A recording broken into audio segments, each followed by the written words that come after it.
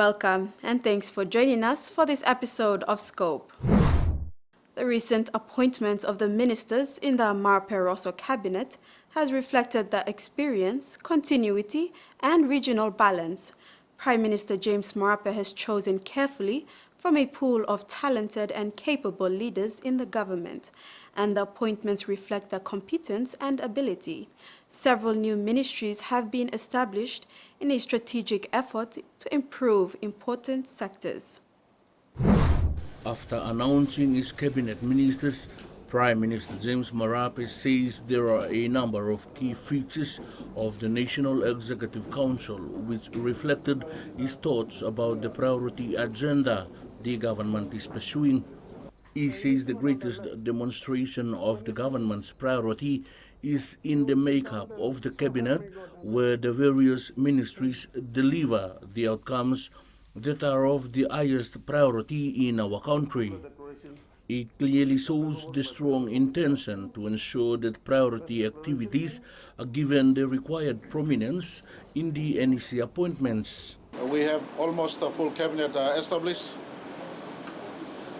The Marape-Rosso Cabinet is now in place for the full function of the National Executive Council and the executive government to be serving our country. He also used the opportunity to review the performances of agency heads and seek to find the right mix of political leadership to augment and complement the appointed leadership. The review of agency performances and achievements have also allowed the Prime Minister to find the best arrangements that would ensure that important result areas are achieved. This review will now take on a more permanent feature in the ongoing work to ensure that agencies and agencies' leaders are doing what they are supposed to be doing. The agenda to fight for greater benefit of our country, not just benefit in terms of the economic expansion we want, but more importantly, our people on the ground receiving better services, feeling secured, living in a country that is well served by the executive government. We wanted to match the structure of our portfolios consistent with our policy we gave to the elections, to our people who mandated us to be in these positions. Functions where duplications exist. It is also his view that government progressively achieve a leaner structure in the capital and redeploy access to the provincial departments and districts. You would have noted a few key ministries were amalgamated or folded.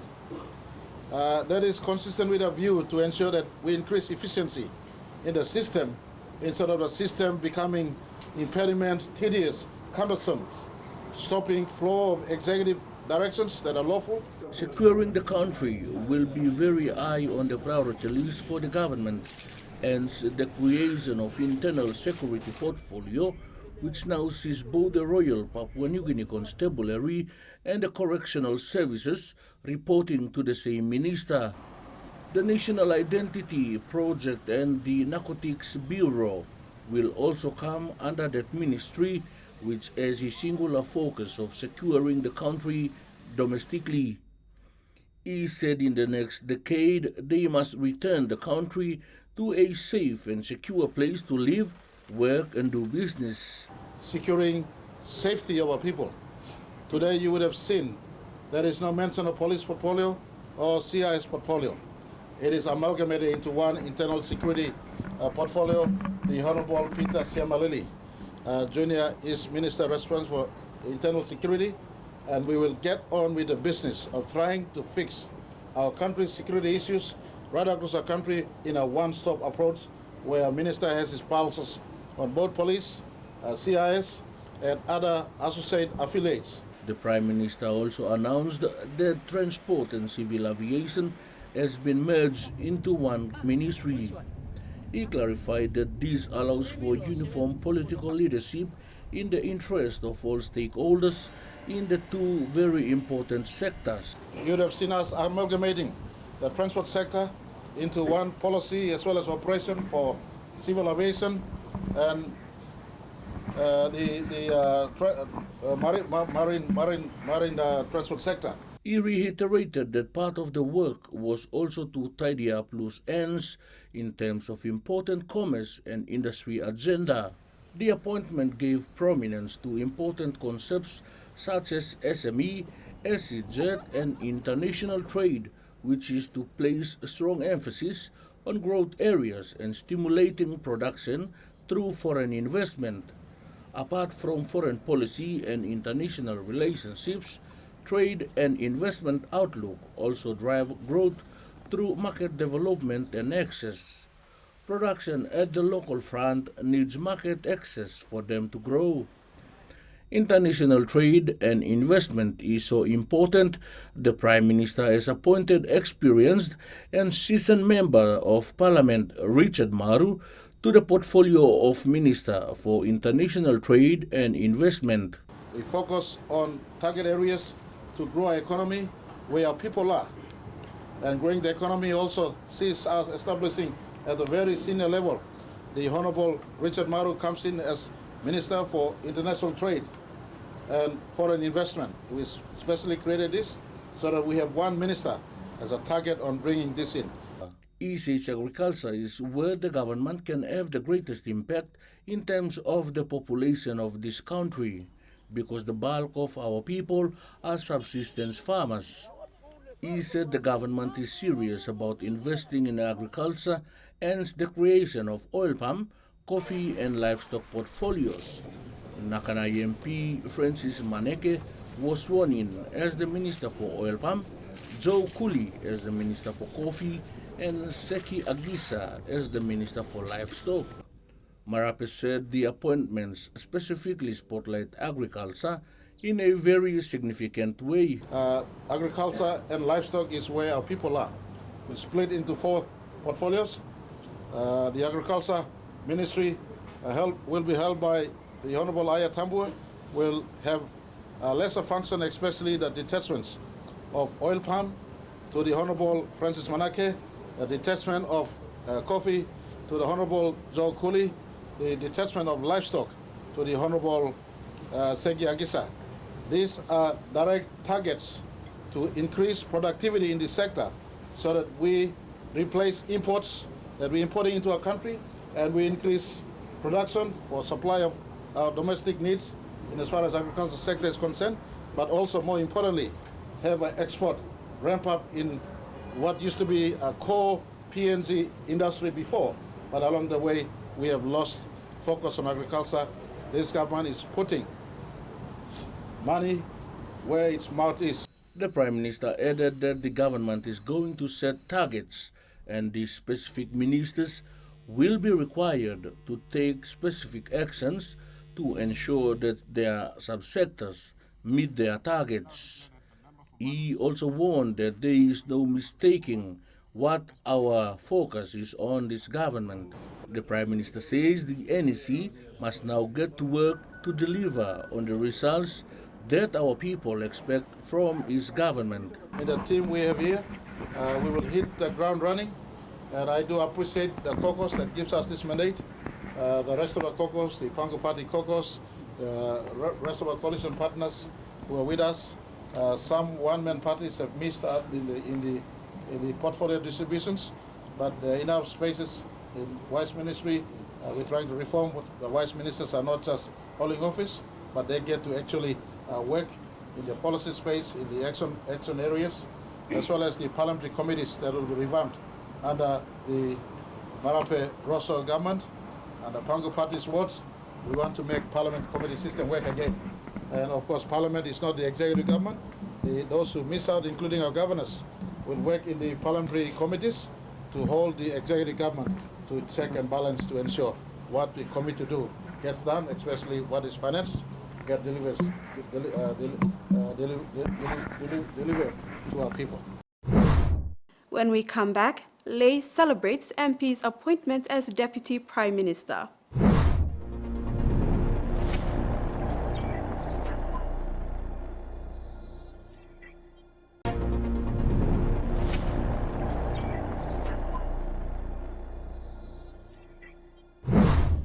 Deputy Prime Minister In Lae MP John Rosso was given a warm welcome on Friday, the 19th of August at Nadzab Airport.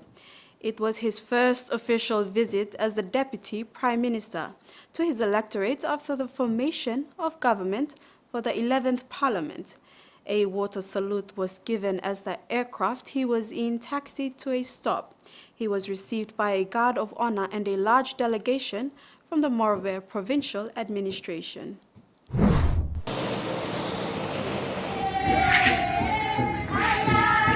A water salute, a guard of honor and traditional sing-sing greeted Deputy Prime Minister and Lae MP John Rosso as he arrived in Lae on Friday 19th August. Accompanying the DPM was Huongal's new MP Jason Peter. They were both received by a delegation consisting of officials from the Morobe Provincial Administration and Lae City Authority. From Nadzab, a large convoy made its way back to the Morobe Disaster Center, where members of the Provincial Election Steering Committee officially welcomed and congratulated Rosso for taking the second highest post in the country. He was then briefed by the PESC Chairman Kisu Lucas on the role of the committee and the activities and decisions that were made during the 2022 national general elections. Lucas told the DPM that though the names of eligible voters were submitted, most of them were not included when the 2022 electoral roll was printed. From the issues that we raised earlier, proper election law update must be conducted or alternate systems to be used like biometrics. So we put emphasis strongly on biometrics or some other alternatives in the future. So Deputy Prime Minister here, so you take it away with him. Election Commission to engage on social services like, for example, we have helicopter they want to use for insertion and extraction. There's no point in getting a chopper company in Port Moresby, whereas we have local helicopter company here which we can do directly, and we have a long-standing good relationship with them. Lucas further outlined that after elections, Morobe has an outstanding of 2,248,600 kina, most of which were owed to temporary election workers, security personnel and service providers. He hoped that all outstanding balances will be paid before 2027. In response, DPM Rosso said he had nothing but praise and commendation for the Provincial Election Steering Committee. Every single person who was involved in the election, the counting officers, everyone stood tall, everyone did the right thing possible. But it would not have been so without the support and steering and guidance of the Provincial Steering Committee. That is very important. DPM Rosso acknowledged Morobe's outgoing Governor Ginson Saunu and the provincial government for assisting with funding for the elections in the province. Lagi time electoral commission ino sa come good. Time electoral commission ino come good. Provincial government they mission strong again 3 million and big money, 3.5 million kina. Me to recommend him CEO of the city, you chip in, I give 900,000, close to a million kina.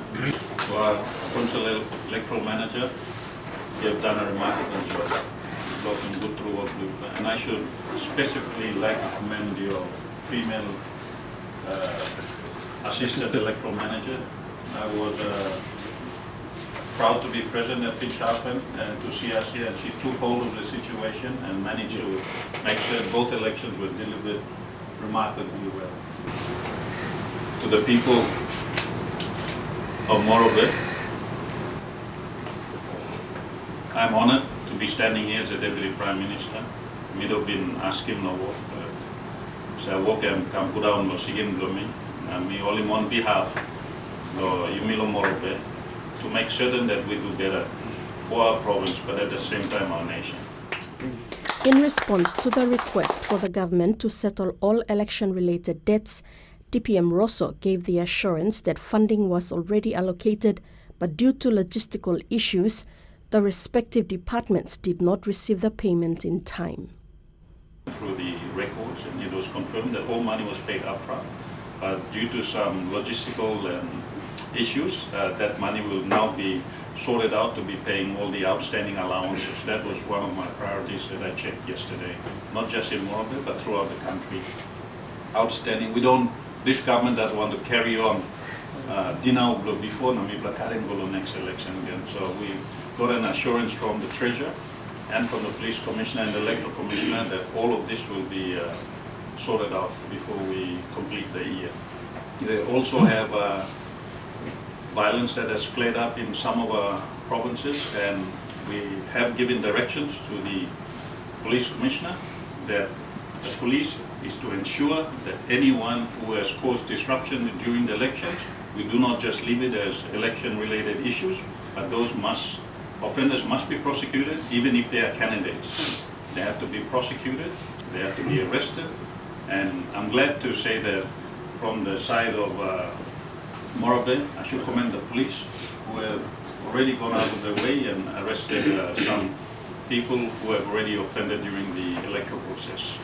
So this one, we will be giving extra money to the police to ensure they're on the ground, up in Mendi, up in Wabeg, up in Hagen. Anyone who has done offense during the electoral process, including candidates, a lesson should be taught and they should be arrested. Or not talk something the election does not losing, or must arrest him or get an offender of this law. After the break, Motuka International Terminal makes Safety Day a family day.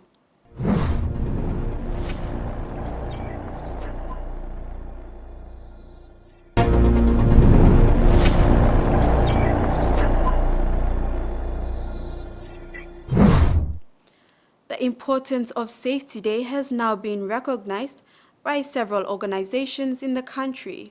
The Motuka International Terminal on Motuka Island outside NCD does so too.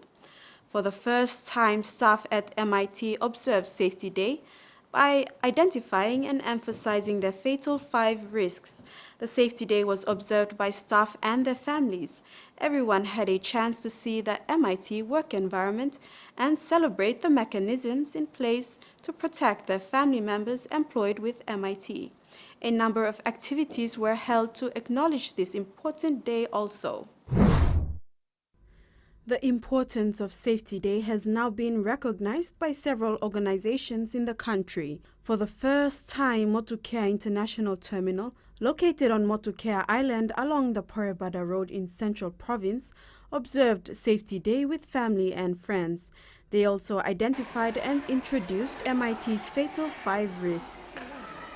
On August 20, MIT visitors had a chance to see the work environment and celebrate the mechanisms in place to protect their family members employed with MIT. It's so fantastic to have 600 people, employees and their families and community members here. And our mission today is to get the safety culture across, not just in the workplace, but also in the community as well, because safety doesn't stop at the gate. The theme for today's Safety Day we call Fatal 5. 5, because there are 5 risks which carry a particular significance for our industry, container terminals. 5 booths were set up to introduce the fatal 5 risks in MIT. And we've got 5 booths behind me, which all the different departments have put together to illustrate the 5 risks. And the fatal 5 are suspended load. We lift containers on and off of ships. Suspended load is the first risk in case it falls. The second one is working at height. We have tall equipment, we have light masts, and we have to maintain them, and you can see the harness and the safety gear for working at height. So we have 2 so far. We have suspended load, working at height. The third one is transportation. Transportation refers to trucks, vehicles and container handling equipment that moves, and the risk there is collision, or worse than that, injury, and that's why we have pedestrian free, because we don't want people in a collision with a vehicle. The fourth one is stored energy. Stored energy, and we've got an illustration with a bicycle of the gravitational forces and electricity, and also pneumatic pressure in a tyre, stored energy. So the 4 main ones in the terminal are suspended load, working at height, transportation, stored energy, and we add a 5th one, which is management of contractors, because we also have other individuals coming into the terminal, for example, truck drivers and other maintenance people. The first fatal risk is lifting and suspended load. Team leader Matau Maele Pahau and an MIT staff illustrated this fatal risk and highlighted how this risk is mitigated on a daily basis. The topic of our stall is lifting and suspended load. Lifting and suspended load is the unloading and loading of goods on a daily basis. So actually we do it in the wharf. So this is just an example of what we do in the wharf. This is the rigger. Now he's supervising how to move the container according.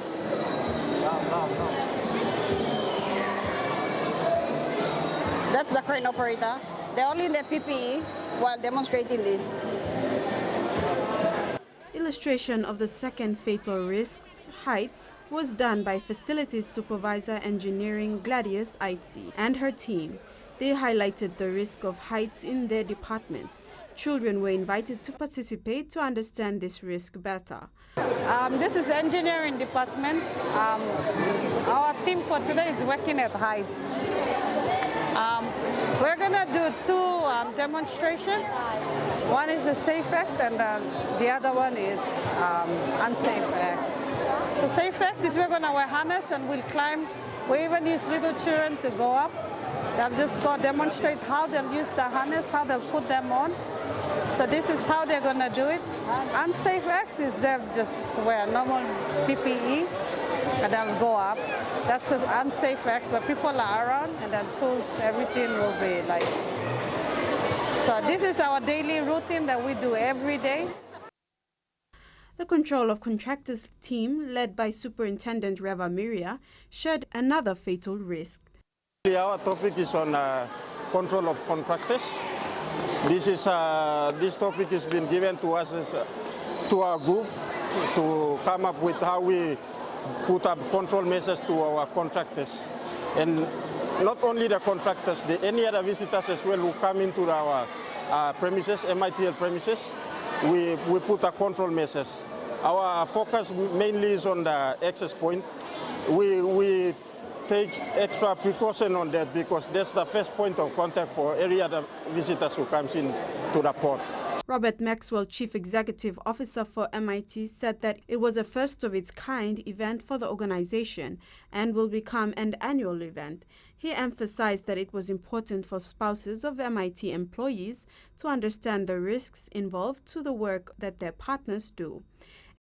The main reason is to show the families and in particular the children of where the spouse works and to understand some of the risks that that family member is involved in and to take a safety awareness home as well into the community where accidents can also happen.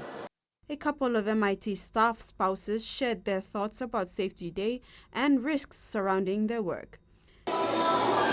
From a spouse's point of view, I can say it's a very high-risk job, and the level of risk involved is very high, as what the Safety Day is showing us.